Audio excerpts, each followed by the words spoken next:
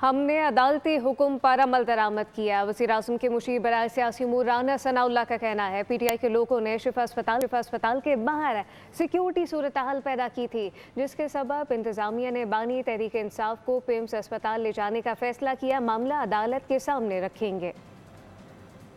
जो मौक़िफ़ है अपोजिशन का कि सुप्रीम कोर्ट के फैसले पे अमल करते हुए उन्हें शिफा की बजाय लाया गया पिम्स में, तो उनका एक बुनियादी तौर पे तो मामला ये था कि उनकी सेहत से मतलब उनका एक चेकअप जो है वो किया जाता।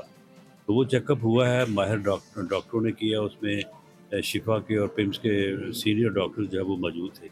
रही बात कि वो शिफा क्यों नहीं लेके गए, पिम्स क्यों ले आए, तो उसकी एविडेंस हमारे पास है, गवर्नमेंट के पास है, एडमिनिस्ट्रेशन के पास है कि वहाँ पे ऐसे हालात थे कि रिस्क था कि अगर उनको वहाँ पे ले जाया जाता तो वहाँ पे कोई अमन व अमान की सूरत हाल पैदा होती।